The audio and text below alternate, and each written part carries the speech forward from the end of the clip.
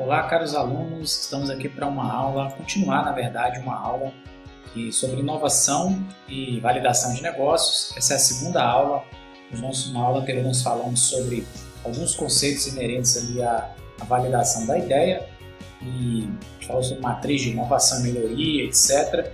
Vou deixar o vídeo aqui nos cards. Mas nessa lição vou falar especificamente sobre o modelo Job to be Done, né? O modelo JTBD. Basicamente, os negócios inovadores, como a gente viu na última aula, só voltando aqui, eles devem focar nos lead users, né? Quem são os lead users? São aquelas pessoas mais propensas a adotar uma ideia inovadora, tá? Então, são ali é uma estimativa, né, dessa pesquisa aqui, 2,5% de um mercado são inovadores. São aquelas pessoas que vão usar primeiro e vão validar o seu produto, o seu negócio. Aí depois você pode replicar esse produto para o restante dos consumidores, tá? Bom, negócios inovadores então devem focar nos lead users, né? O Clayton Christensen, os autores na área de empreendedorismo e inovação, eles defendem isso estudando as empresas, startups inovadoras. Seguindo em frente então, o modelo Job to be Done, ele consiste em você compreender o comportamento do consumidor e ver necessidades reveladas e não reveladas, né? O que é esse job, então? O job é o problema, né? Job to be done, a tradução seria o trabalho a ser feito. Então, job to be done, ou job, é o problema pela qual o cliente enfrenta. Consumidores compram a solução do problema. Então, você precisa identificar o problema. A sua empresa, sua startup, tem que ser hábil em identificar o problema, certo? Depois que você identificou o problema, você vai resolver esse problema para o seu cliente, tá? Então está escrito aqui, o job pode ser uma tarefa, o objetivo que alguém está tentando realizar, ou um problema que alguém está querendo resolver. Os consumidores contratam a empresa para resolver o seu problema. Lembre-se sempre disso. Tem uma amiga minha, vou dar até um exemplo, que ela trabalha com consultorias, etc., e ela trabalha com técnicas da pedagogia empresarial, né? Um dia eu estava conversando com ela sobre isso e os vídeos que ela faz, ela fica falando de pedagogia empresarial. O que a pedagogia empresarial faz, como que a pedagogia empresarial pode ajudar um negócio, etc. E um dia eu fiz uma reflexão com ela sobre o seguinte, né? Por que ela não parava de falar sobre essa bendita dessa pedagogia empresarial? E a pessoa ali dá aquele baque, né? Aquela pessoa fica ali meio sem entender, resiste à ideia. Mas a questão que eu estava querendo mostrar para ela é a seguinte, né? Os clientes dela, os empresários que contratam a consultoria dela, não contratam pedagogia empresarial. Eles contratam a resolução dos problemas. Então a questão é, como que você vai resolver o meu problema? Essa que é a questão do cliente. Qual o problema que ele tem? Problema com baixa motivação dos funcionários, problemas de fluxo de caixa, problemas de politicagem dentro da empresa. Enfim, são vários os problemas. Então, às vezes você tem que identificar os vários problemas com o serviço, né? E aí você tentar resolver, ou você pode se focar em um ou dois problemas que a empresa, mais graves que a empresa tenha, e que você vai resolver. Resolver como? Com técnicas de pedagogia empresarial. Só que o cliente, que é o empresário, ele não quer saber, assim, de imediato as características do seu produto. A característica do seu produto é pedagogia empresarial, técnicas de pedagogia empresarial. Ele compra de forma imediata a resolução desse problema. Agora, como você vai resolver, se é com coach, se é com pedagogia empresarial ou se é com alguma outra coisa, isso não é tão importante para o cliente. O importante para o cliente é como você vai resolver o problema dele, tá? Então você tem que focar nas questões em resolver o problema do cliente, tá? Então o job é uma necessidade fundamental na vida dos consumidores. Um job implica o consumidor contratar um produto. Nunca é possível realizar um job bom o suficiente. A questão é, você vai tentar fazer o seu trabalho de excelência, mas pode ser que nunca você consiga resolver todos os problemas do cliente. Basta que você resolva um problema de forma plena, você deixa-o satisfeito e você já vai estar fazendo um bom trabalho. Jobs são estáticos na nossa vida, né? Alguns jobs eles se repetem, né? Por exemplo, aqui eu vou mostrando esse exemplo aqui, ó. Algo prático para se alimentar no trânsito, né? Tem as barrinhas de cereal, aí como solução. Tem esse copo aqui, né, que a pessoa pode usar. Tem uma fruta que não derrama não suja, etc. Tem várias soluções que você pode aplicar para poder resolver esse problema do cliente. Então, esse problema do cliente ele sempre volta, ele é estático, né? Comer dentro do carro, você soluciona, mas ele sempre volta. Melhorar a realização de um job muitas vezes exige competir diretamente. Se você resolve o problema do cliente, você começa a competir com outras empresas diretamente, tá? Por exemplo, o Uber, quando ele começa a resolver o problema de locomoção do cliente, ele entra em conflito ou em concorrência direta com os taxistas e os ônibus e etc. O job é uma unidade fundamental de análise. Você precisa identificar pelo menos um problema que o cliente tem, né? Você pode identificar vários, tá? Você tem que se concentrar em um, tá? Em um ou dois no máximo. É uma unidade fundamental de análise. O job muitas vezes exige diferentes produtos e serviços para sua realização completa, né? Então, se uma pessoa vai consumir ela está com fome, precisa comer durante o trânsito, né? Durante o intervalo ali do que ele está em trânsito, então tem várias soluções que às vezes tem vários produtos que você vai ter que desenvolver para resolver essa solução. Um sanduíche, uma fruta, uma batata frita, um milkshake fácil de abrir e tomar e etc. Mercados de jobs são maiores do que segmentações originais, né? Então você pode descobrir uma gama de um problema grande que você pode resolver do cliente ou um segmento pequeno do mercado resolvendo um problema bem específico. O job amplia o entendimento dos concorrentes, tá?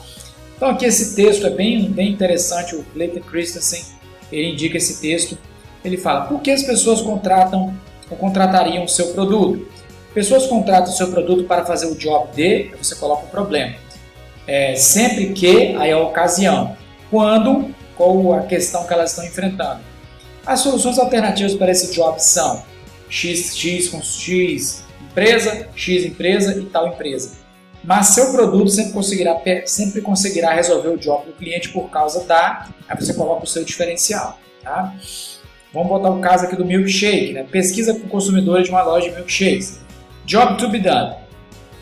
Problema do cliente, algo que alimente ele até as 12 horas, né? Ele não está podendo almoçar, ele precisa de algo que alimente ele nesse intervalo da manhã. Algo que entretenha no trânsito. Algo fácil e prático de carregar. Alternativas existentes, biscoitos aí, milkshake, embalagens, uma fruta, etc, né? Então, dá aqui para ver que é uma questão bem simples que você pode começar a analisar como resolver o problema para esse cliente. Job to be done, visão geral. Você tem que analisar os jobs, ter critério de avaliação e alternativas para resolver esse job, né? Você pode, por exemplo, colocar a foto do produto aqui, do seu cliente ou do seu próprio produto, descrevê-lo e depois colocar verbos de ação e contextos e objeto para você simular como que você resolveria esse problema do cliente, tá? Como exercício, você pode pegar várias perguntas, né? Por exemplo, aqui, ó, qual job o seu consumidor contrataria como uma solução master para resolver o problema dele, né? Qual o problema fundamental que o cliente está enfrentando, né? Quais são as experiências de compra que ele já tem, né? E como você pode somar e fazer algo, resolver o job perfeitamente. Quais produtos, atributos, tecnologia ou características são necessárias para fornecer experiência a esses clientes, né? Clientes não clientes e lead users são fontes de informações para inovar, como já falei no início. O Job to be done é uma unidade de compreensão fundamental para desenvolver uma inovação. Como descobrir o job? Vamos em frente com a nossa reflexão. Qual é o método mais adequado? O melhor método para descobrir a oportunidade de inovação é a pesquisa primária e qualitativa do mercado. É preciso falar com consumidores reais, né? Conversar com as pessoas, usar redes sociais, né, como exemplo, e não há consumidores em reportes, né? Por exemplo, relatórios prontos, eles te ajudam, pesquisas prontas te ajudam, mas o ideal mesmo é você ir lá e fazer uma experiência com consumidores reais. Não introduza sua eventual ideia muito cedo. Busque entender o cliente e suas dores primeiro. Quando você vê pessoas reais, quando você conversa com as pessoas, quando você analisa elas, os comentários delas nas redes sociais, você começa a ter... aí tem várias ferramentas para isso, né? Uma delas é o Facebook Insights. Você começa a ter uma quantidade de dados para poder municiar sua primeira validação do seu produto, né? Você tem que então imergir, observar, entrevistar. Usar muito a empatia para se conectar com o cliente. Imersão. Experimentamos o que os usuários experimentam, né? Tem até empresas ou empreendedores que vão até um determinado local, numa praça, por exemplo, e verificam como que as pessoas abrem a embalagem, como que as pessoas carregam o produto, como que as pessoas compram, se elas cheiram, etc. Comportamentos, às vezes, não falados, né? Então você pode emergir uma casa de uma pessoa ou chamar pessoas que usam aquele produto, aquela possível solução, ou tem aquele problema, você pode verificar o ambiente deles. Você pode observar sem perguntar, você pode interagir, entrevistar usuários por meio de encontros marcados ou interceptações, né? Continuando, você pode usar perguntas como o que, quais são os fatores, quais fatos são observáveis, né? O que a pessoa que você está observando está fazendo. Note o óbvio e o surpreendente, só reporte os fatos objetivos. Como? Quais emoções técnicas estão presentes? Por quê? O que se pode interferir da situação, né? Então, são técnicas para você imergir, observar e entrevistar. Ainda, como entrevistar? Estabelecer uma conexão, né? Se você vai entrevistar o consumidor diretamente, você estabelecer uma conexão com ele. Isso aqui parece muito com aquela pesquisa de focus group, né? Você reúne pessoas numa sala e você pode fazer primeiro uma abordagem geral ali para a pessoa entrar no assunto. Desvie o foco para o usuário e construa confiança. Ofereça algo sobre si mesmo e mostre-se confiante. Faça primeiro uma abertura, depois coloque ele no foco da pesquisa sobre o problema que você está pesquisando e aí mostre de repente um exemplo seu de como você está enfrentando aquele problema para a pessoa começar a se abrir. Entenda o usuário. Por que você está aqui hoje? Você já fez tal coisa? Você pode me contar sobre o assunto X, né, sobre o problema X. O que você lembra sobre esse dia? Né? Sondar esses tópicos, né, usar histórias para entender o que o seu entrevistado faz, o mais importante para ele, encorajá-lo a falar e algo assim. Tem até um link que eu vou deixar aqui, né? Vou deixar na descrição aqui do YouTube, né? Eu vou deixar na descrição aqui do Moodle, dos meus alunos, né? De um link de um curso da Endeavor que ensina você a fazer justamente essa pesquisa, tá? Ele está aqui, ó, né, aqui dentro do curso aqui. Eu vou deixar na descrição qual é o curso que você tem que observar, que você deve fazer lá. Por enquanto ele está gratuito, tá? Eu estou gravando esse vídeo. Você pode entrar lá e fazer esse curso para se aprofundar mais nessa parte de imersão, observação e entrevista, tá bom? Continuando, perguntar por quê, nunca usar geralmente para perguntar, encorajar histórias, procurar inconsistências. Às vezes o que as pessoas dizem é diferente do que elas fazem. Essas inconsistências geralmente escondem insights interessantes, né? Preste atenção na linguagem não verbal das pessoas, não tenha medo de silêncio. Então, se você puder fazer uma pesquisa ao vivo, né, como ele está falando aqui no início, né, uma imersão, observação e engajamento com essas pessoas, será fantástico, porque aí você vai ter o timing exato do problema das pessoas e como você pode fazer para resolver. Não sugerir respostas nas suas perguntas, fazer perguntas abertas, né? Perguntar com neutralidade, sem preconceitos. Não faça perguntas de sim ou não fechadas, né? 10 palavras por pergunta, o entrevistado se perde dentro de perguntas maiores. Então, fazer perguntas curtas que faça com que ele conte histórias, né, e opiniões dele. Uma pergunta por vez, uma pessoa por vez. Certifique-se de que você está preparado para capturar os insights, né? Aqui tem um exercício, né? Você pode aí, se quiser fazer, né? Você pode selecionar o contexto para visitar os clientes, para interagir, desenhar um roteiro das perguntas abertas, ir em dupla aos locais de entrevistar, observar e vivenciar a realidade com seus próprios olhos, registrar as principais informações, tá? Há um método para captar insights para novas oportunidades, domine as técnicas de observação, entrevista e imersão. Entender o job to be done, ou seja, o problema a ser feito, a solução que você deve ter para resolver o problema é fundamental para as startups hoje, tá? O que fazer para ter melhores ideias? Geração de ideias é um processo estruturado e proativo, né? de propor novas abordagens, sendo um momento onde é importante a irradiação de ideias e não o foco. Aqui é o famoso brainstorming, né? Onde o objetivo é você explorar as ideias, né? Quanto mais ideias disponíveis, quanto mais ideias de solução para o problema de primeiro momento, é excelente, tá? Por exemplo, aqui ter uma grande quantidade de ideias, né? E diversidade dentro dessas ideias. Para isso você tem que fazer um velho e bom brainstorming. Como fazer então esse brainstorming? Comece pelo problema com a sua equipe, que você vai desenvolver a sua startup, né? Comece com o problema, qual o problema que você quer resolver, quem, para que resolver aquele problema, um ambiente favorável, né? Faça um ambiente favorável para as pessoas participarem, inspire elas a falarem, né? Ideias nascem na mente, tem que ser uma discussão coletiva, abra a torneira das ideias e até acolha ideias que sejam, digamos assim, selvagens ou muito diferentes, que estejam fora do contexto. Não julgue as ideias de imediato, tá?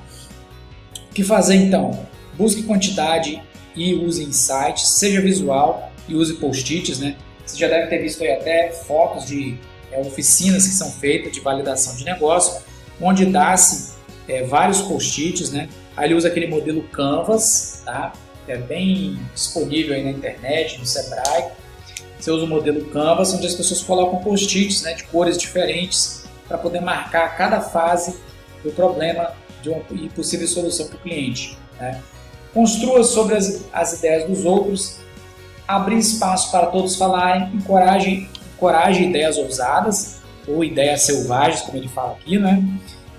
Desliga a sua parte avaliativa, uma conversa por vez. Então no brainstorm você tem que fazer o quê? Você tem que deixar todo mundo falar, colocar todas as ideias no papel e não julgar essas ideias. Então o que não fazer? Justamente isso, né? Utilizar o celular para ficar desviando a atenção, né? As pessoas têm que ter uma noção de que você está prestando atenção no que elas estão falando, nas ideias delas. Buscar apenas ideias prontas para executar, então você não deve fazer isso. Você não deve propor ideias já existentes, você não deve realizar conversa em paralelo e assim por diante, tá? Como exercício, então, você pode definir temas e guiar a busca por ideias, reunir um grupo de 4 a 5 pessoas e distribuir post-its, né, da sua equipe, analisar e discutir os insights coletados, dividir a rodada em 15 minutos. Aí ele dá a sequência aqui que você pode usar, tá?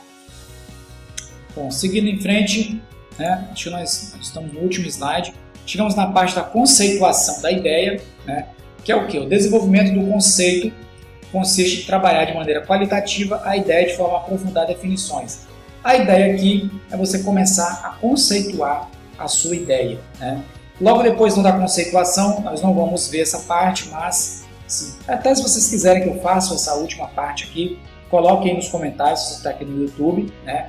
No Moodle eu vou só até aqui, mas se você quiser estar no YouTube, você quiser um material adicional sobre experimentação e implementação, quer que eu comente sobre essa parte, eu posso fazer 2 vídeos também sobre isso.